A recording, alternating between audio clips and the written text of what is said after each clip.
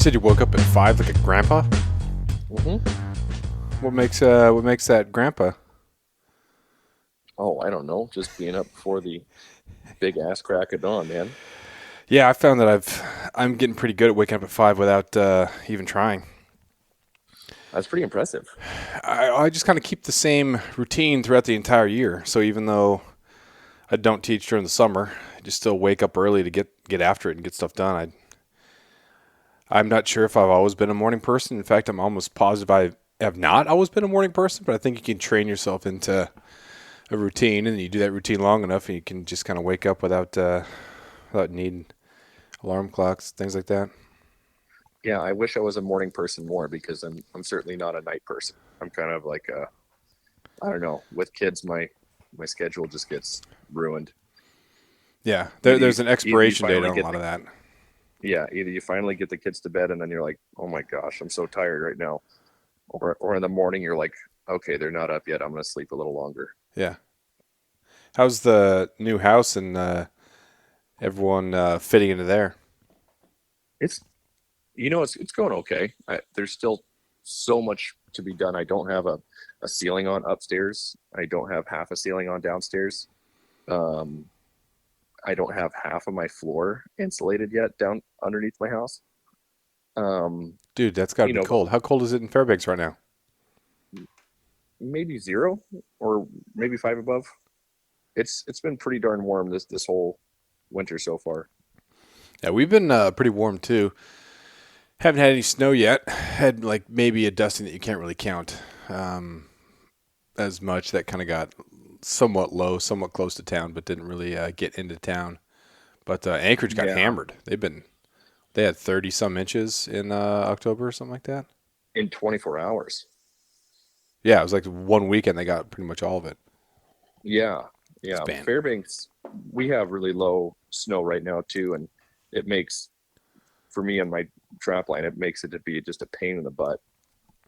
I was like, when I went to go set out my traps and everything at the beginning of November, I was like tipping my snow machine over and um, cursing at the skies because it was just a son of a gun to get out there and get to some area that is a lot easier to deal with when there's deeper snow cover. Yeah. What's your daylight now? You got to be getting like you don't have a whole Oh, lot, so you got to it's be low. going out to check the trap line. You probably get what an 2 hours, 3 hours when you're actually checking the trap line during the daylight, or are you doing it in dark both ways? Usually it's dark both ways because um, I'll leave at like 5 in the morning to head out there, and it takes me about an hour to get out there. And then by the time I get unloaded and everything, it's still well before daylight even happens. So I just bring a headlamp, and snow machine has some auxiliary lights on it and stuff. So I'm comfortable with that area after being there for a few years. That it's not like spooky or anything. It's just it is what it is. Yeah. It's kind of fun in the dark, actually. You've done some trapping, but you're not an old sourdough trapper. So what you That got? is correct. What, what got you kind of back into it? um, it was more just the kind of idea for me of just being able to do more stuff in the winter, since the winter takes up the majority of your year up here and it's usually cold and dark. It's just another thing to do to get outdoors and try and appreciate things. And it's just one more resource that most everyone has access to, but very little people do it. And it's not for everybody. I mean, there are definitely aspects of it um that are kind of hard to get over, but it's a lot of work. To me, it's mediocre reward. I suppose that if I had like a trap line where I was doing trapping lots of wolves or something like that, or wolverine, the really cool big animals, like that would be something. But for me, it's just been marten and a couple ermine so far, Hmm. over the past few years. And this past October, I um, tried out some beaver trapping, and that was fun because it was different. It was a challenge and everything, and it was a little, it was definitely rewarding because I was able to walk away with some beavers. Yeah, there's Alaska's always had both ends of the trapping spectrum. On the one end, it's trapping so that you can sell it to the rich people to make their top hats from the 1800s. And then on the other side, you have a very practical use for clothing. And you're trapping things that you're going to wear, make gloves or make hats. And that's primarily what you're doing, right? You're looking at making some hats for the kids, gloves. Yeah, that's pretty much it. Make a ruff for my wife for one of her coats, and you know, hats that my kids are going to grow out of, and gloves for us, and just have fun with it. I take my son out there when I can and when he wants to go, and so I don't pressure him or anything to go, and he doesn't feel like he wants to wake up early. So, but it's just a fun pastime for me. Um, there are definitely aspects of it that are kind of hard for some kids to get over, for sure, like having to dispatch certain animals certain ways or whatnot, and um, so that part's the only part that I found to that's hard to get over with kids. But everything else, being out there, making cocoa, building little fires, that kind of stuff, it's fun for them. Remember going out with my dad and brother when we first moved up, or at least I don't know, maybe I don't know if it was the first year we moved up, or within a couple of years. So I was pretty young, maybe 7, 8, 9, 10, in that range, and just being so dang cold because it would just be rainy and then icy. So we'd get the snow, and then it would rain on top of the snow, so it was super slick.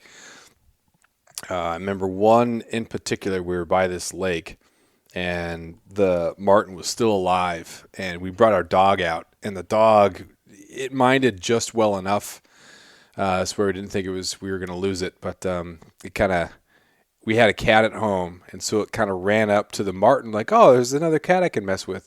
But the marten was just like lunging at the thing. The dog was like, wait, what are we doing here? This thing's kind of aggressive. It wants to hurt me. So, so I grabbed the dog. It wasn't, like lunging at her. There was no like seriousness. I just make sure I kept the dog away. And Dad said, "All right, turn around," because he didn't want me to see the clubbing of it. And I turned. I heard like 4 or 5 just freaking brutal thumps.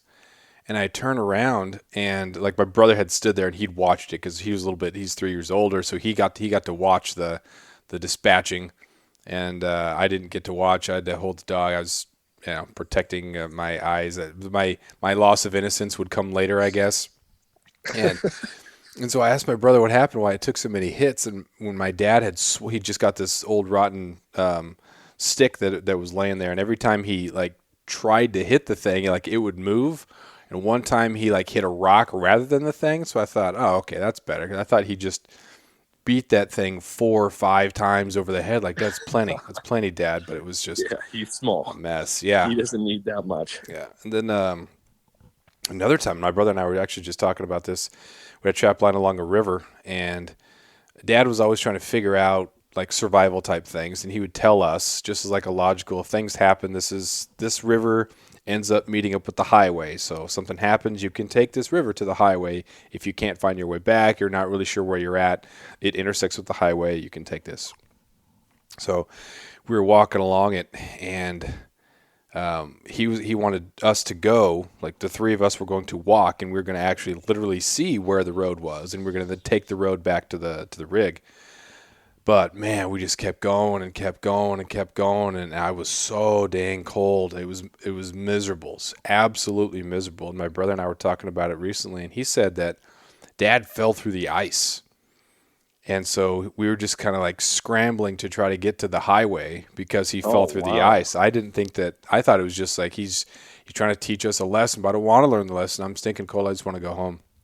Yeah, So that would be quite an exercise just to take your kids like, hey, we're just gonna walk 5 miles to the road and then figure it out back. Like, yeah, yeah, I don't want to. Sorry, son. yeah. Time for When you to grow that's some chest hair. thankfully for us, it was like the main artery, the main road that goes across Prince of Wales. So like there was a chance that we would have gotten to the highway and someone may have been driving, so we could have gotten a ride back to at least the little spur that we were off. It was main highway, maybe half mile down a spur, and then we hit the trail.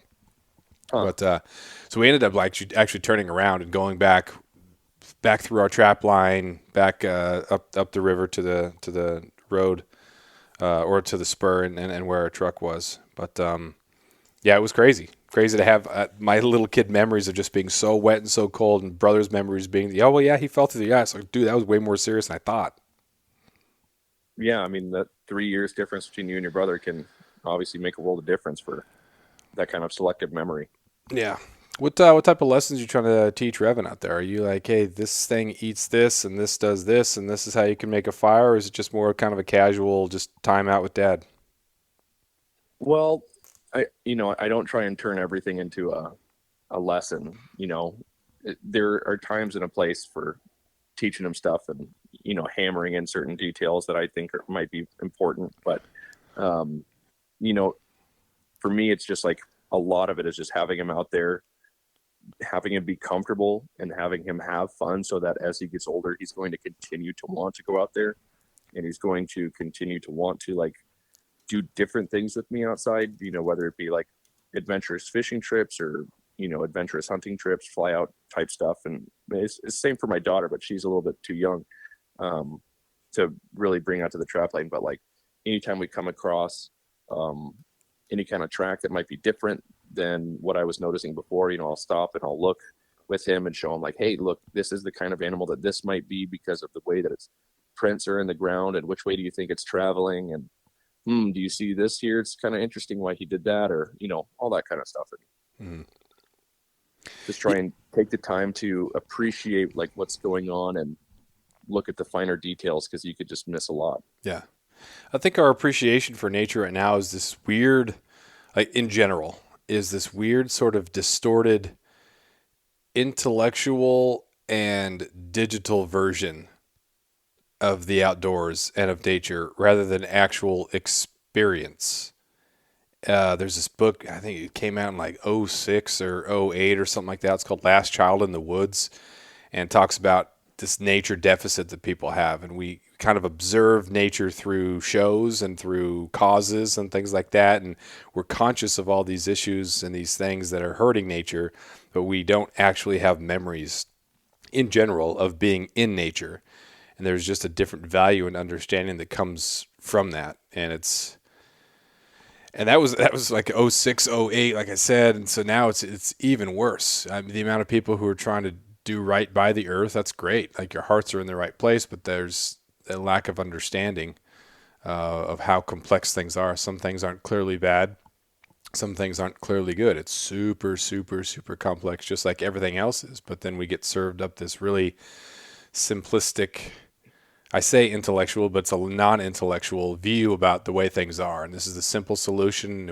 You shouldn't hunt. You shouldn't do this. We shouldn't this. And Yeah, man, it's like a bad. kind of a good example of that is there's this whole pushback for the Ambler Road, which I agree, the Ambler Road should not be built.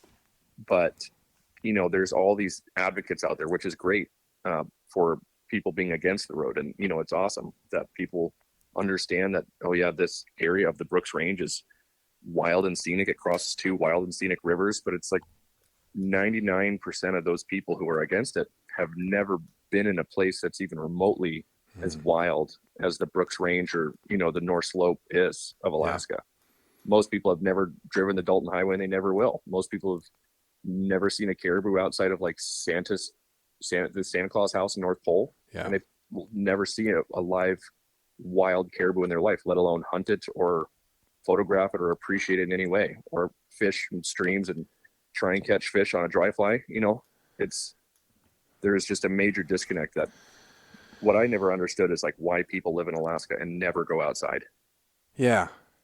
Yeah. And it can be like you have your view of what nature is based on where you're at. That's kind of like where we're all at. So if we live in the city, our view of nature is what's at the park, which is a representation of nature, designed and cultivated by, some architect.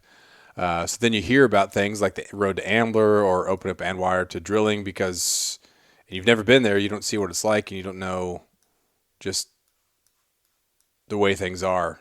And you get on, you donate money and you get the hoodie and you do all this sort of stuff. And you could still be against it. You can still be for, like, whatever. We live in a country that allows us to have these differing opinions, but just taking the time to kind of listen to what people are saying about it. And when it comes to like the Pebble Mine is one of the most, I wouldn't even say controversial. It's so straightforward for so many people Oh, absolutely. because it's a different type of situation. Because you're talking about best case scenario, you are ruining certain rivers for this massive mine, and there's going to be massive holding dam. Like best case scenario, that is the type of stuff that we are going to have. And all of the time those things leak, there's going to be a massive disaster in addition to the destruction of habitat.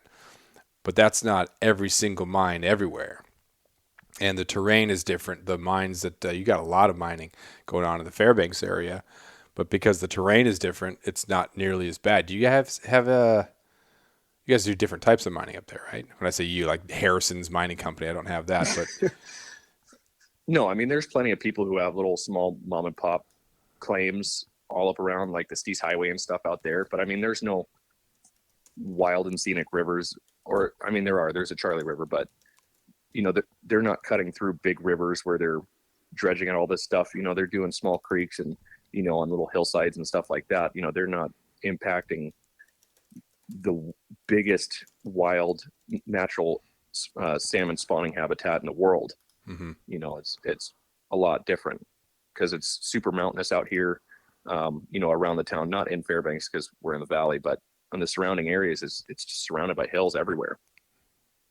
And that most But of that. people, Go ahead. oh, I was going to say, the Ambler Road project is a bit different in the scope than the Pebble Mine project because, one is damaging aquatic habitat, while the other is, while it's still damaging aquatic habitat, it's also potentially impacting, one of the largest caribou herds in Alaska. And so while not everyone appreciates caribou as much, a lot of people in Alaska really, it's kind of cut and dry because they understand the impact that fish have on our state and the world. Everyone eats salmon. Everyone knows salmon, but not everyone knows caribou and eats caribou. Mm-hmm.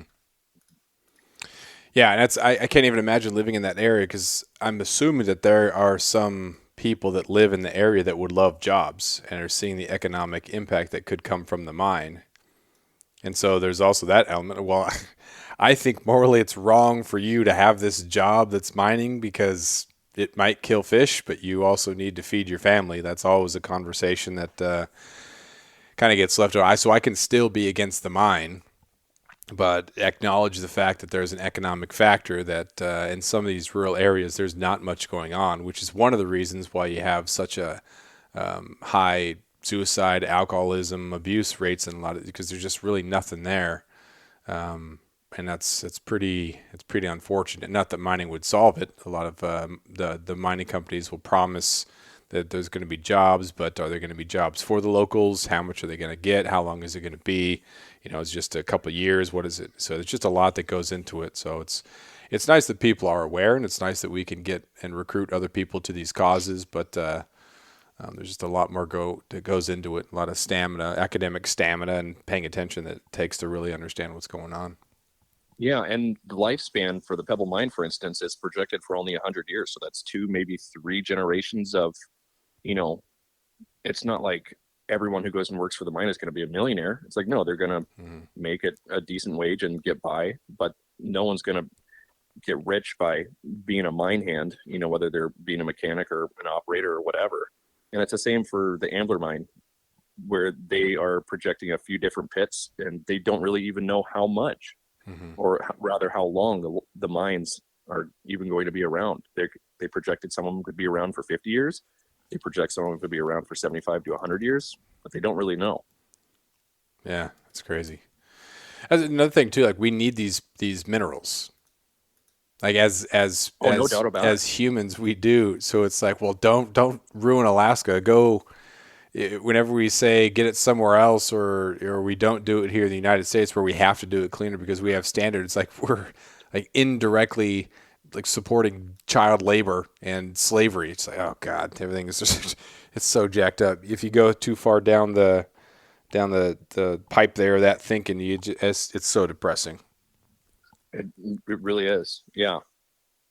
I was reading the phone I'm talking to you on is It has lithium Exactly. in it that's been mined. So Yeah. The book Cobalt Red, it's just horrible. It's absolutely horrible. Just the powers that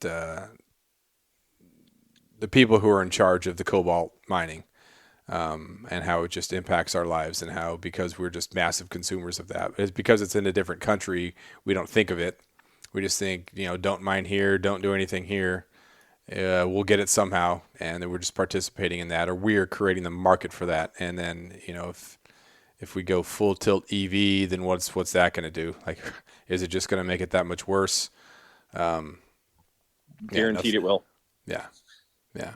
And I'm not against EV. I think it'd be great to have a truck that you could, like, just goes forever. All that power, pull a boat. You could light up your house, from the battery or whatnot. But there's just a lot of things that I'm a little bit nervous about. The amount of it's pretty salty air down here. How would we get it serviced? There's a couple of people driving Teslas, and that's great. Do whatever you want to do. I just hope that it ends up being like good for them. At the amount of salt in the air, like I said, the dampness, like, is that going to be a problem? Is it not? I don't know. So I'll let those other people get them first. And not that we were thinking about getting one, but and then also the power. We're on hydroelectric power around here, and when if we do happen to have like low lake levels or anything like that, then we have to go on diesel. So in order to meet our energy needs, what would happen if we had a whole lot more people go to electric vehicles? Like that would, then we have a huge power problem. Price would go up. It's super complex. You can still own a Tesla. You can still get one of those Ford Lightnings, but it's just nothing is as easy and simple as the Instagram cartoons make it want to be. No, and down in the States, it's a bit more understandable where everything is so populated and there are charging stations everywhere and that kind of stuff, and the weather permits for it. But like in interior Alaska or almost anywhere in Alaska, it's like an EV just if you have a garage to park it where the battery's not going to drain, cool. But what does the cold do to battery life for anything? It drains it. So what's been interesting is that there have been about a dozen Tesla trucks that were delivered to North Pole in the past couple weeks, and so you see them driving around town here for cold weather testing. They're interesting to see in person. They look really cool, but at the same time, it's you know I don't know. It's strange. Yeah. It'd be great if it worked out. Like, I like solutions. I like things that are going to make things better, things that we can address these. Love it. Love innovation. But, yeah, super complex. Would you get Absolutely. a Tesla truck or one of those Ford Lightnings or something like that? No, never. Never? No, I will. Yeah. I will never buy an electric vehicle. Yeah, I'm not sold on that. But it's nice that we have it. It's nice that some people might have it. I was going to ask you a question that I forgot about Tesla trucks, about something. Yeah. I don't have the coffee in yet. My wife bought espresso machine, so I'm hitting the Fancy. espresso a little bit. Yeah, it is kind of fancy. It's kind of fancy. I don't think it's super expensive, but it's kind of fancy. Looks good on the counter there, but yeah, it's a little dangerous though. It hits you hard in the morning, but I haven't had it Yeah, yet. Just kind of staring at get it in my drinking too mug. many. Get drinking too many espressos, you'll be fucking moving around like a bolt of lightning. Yeah, I'm not really sure that the kids would be prepared for that. If I show up first hour, three espressos in, sports lit would be a little out of control. You'd be screaming at them. Yeah. So, what else you got for the winter trapping thing? We can kind of hem that up there. When does the trapping season end? You going beaver? You got a couple beaver, a couple martin. What else you got there? Yeah, in October I trapped 4 beavers for a friend. She called me and was like, "Oh, I have these beavers in my yard. They're chewing down my trees. Hmm. Come shoot them." And it's like, "Okay, well, hang on. I got to look at this and see what's going on." And because she lives in town, and you can't trap beavers on the main river in town here. It's closed to trapping. So I was like, "Well, let me do some research." And I called a Fish and Game and talked to the area biologist, and he gave me a nuisance beaver permit and I Oh, was able to trap those, and it was worked out very well. You have to trap underneath the water and everything. So it was kind of a trial and error for a few days to try and figure out where to place my traps. If I had to do it in like a slide or trap under the water in their channels where they were, going around and swimming. And so there was a few reconnaissance trips where I was just going out there and kind of looking and actually seeing them alive and seeing, where they were and kind of what they were doing and that kind of stuff. Because there was still snow on the ground, so you could see slides where they were coming in and out to bring brush back into the water. And so just try and narrow down pinch points and figure that out. So that was a very fun and interesting thing to do. I haven't trapped under the ice, and honestly, I don't plan to anytime soon. But for my trap line that's out of town here, I actually closed it up last Sunday because I'm taking over someone else's trap line here in the next couple weeks. It's an older guy who's been trapping it since the 90s, and he's just getting too old to do it. And that particular trap line he says he has evidence that it was trapped since the 50s. Wow. And he got it from somebody who trapped it from the 60s to the 80s. And so it's kind of like an established 30-mile trap line for mostly marten and lynx and fox and the occasional wolf. But so that's going to be my next project, just taking on that trap line and figuring out a new piece of country. Yeah, how does that work? Like, it's not like a draw or anything like that. Nothing super official. It's just kind of known where certain people trap. Like, how would you, if you weren't established, if people didn't know that you hunted this trap line, how would you figure out where to go? And then do people respect other people's trap lines and areas? How does that work? Yeah, so this is my plug for the Alaska Trappers Association. If you're not a member, become a member. It's very economical. It's $30 a year. You get magazines from October through April. They're very family oriented. They do quite a bit of outreach, but like every organization, there's definitely room for improvement for organizational outreach. But they do a great job of helping the next generation. And I would say the median age of the Alaska Trappers Association is probably in their 50s or 60s. Yeah, I would say. And they have meetings all over the state, South Central in Anchorage. I think they have some like in Kenai. I don't know about down Southeast if they have any chapter meetings, but in Fairbanks, it's the first Tuesday of every month from October through April. And you can go there and you can ask questions. You can talk to some of the board members because it's a pretty tight-knit community. And so if you wanted to start a trap line somewhere, you could go and talk to somebody and be like, hey, where should I go? And that type of thing. They're like, oh, we'll talk to this person. They're looking for help or whatever. And so that's how you can kind of get introduced to it. You can pick, Alaska is mostly open in terms of public land versus privately owned. And so there's no law that says that you cannot trap on someone else's trap line. It's kind of like, through the Alaska Trappers Association, there are like a code of ethics that trappers share with one another to be like, okay, if you're trapping this area, please don't trap here type of thing. It's kind of like a jerk move to trap on someone else's line, but you can pretty much anywhere you want to go, you can trap anything. You just have to find sign of animals that are around there. But there's plenty of people who are willing to help out. Maybe they have like a 50-mile trap line and they'll cut you off a 10-mile section. If you work something out with them or something like that, or you could help them for a few years and then take it over type of thing. And, there's plenty of opportunities like that are abound, but there's also no law that says that you have to post your traps. You don't have to put signs up that say this is my trap line or anything, but it's fairly common for especially people who have longer trap lines and kind of tucked away areas that they'll put up a sign that says, active trap line, and they'll have a phone number on there or maybe a name, and you can post on the Trappers Association Facebook page or, go to a meeting and talk to some people and be like, hey, I'm looking for this person. They'll say, okay, yeah, here's his number. Give him a call.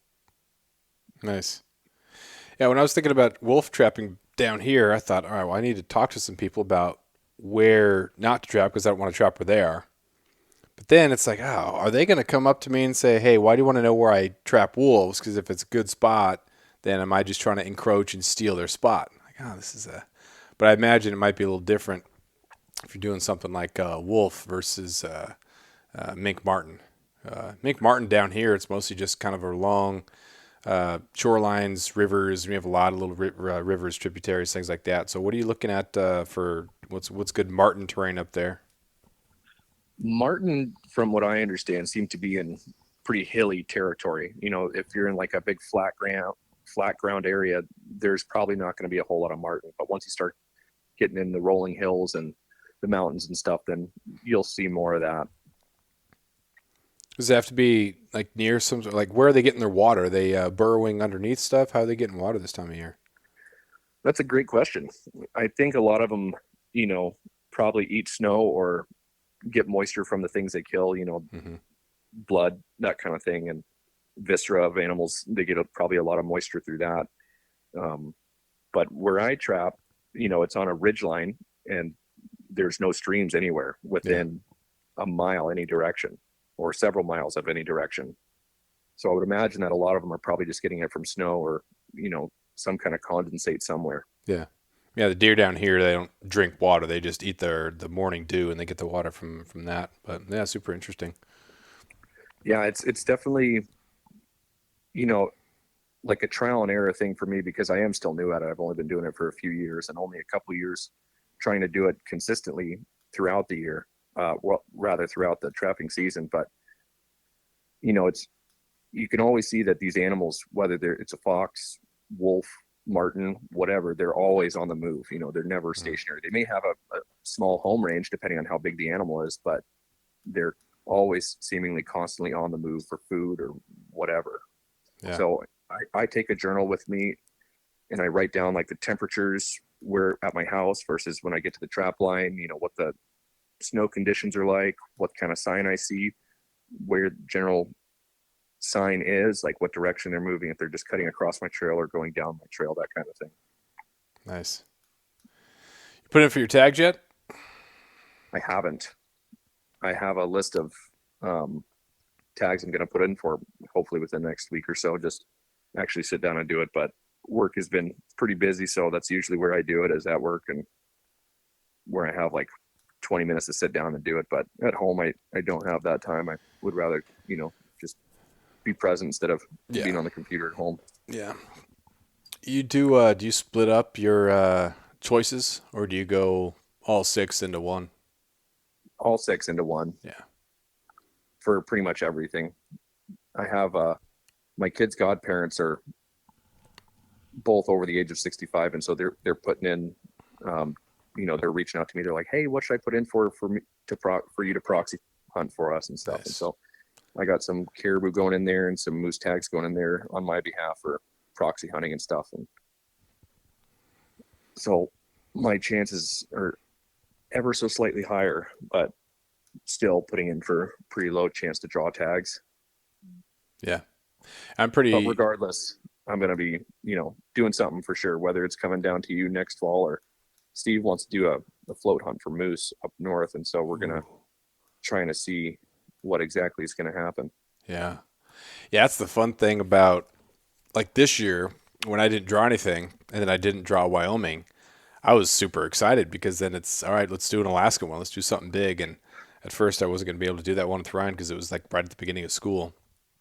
So being able to make that happen, it's nice to have that second thing in the pocket. So if you want to make a moose hunt happen or you're going to make something happen, you don't draw, you can still make something happen. Spend the money that you would have spent on the fly out for the draw hunt and instead do it on an over the counter one. It's pretty sweet. You just have to promise yourself or know that something's going to happen and it's going to be good either way.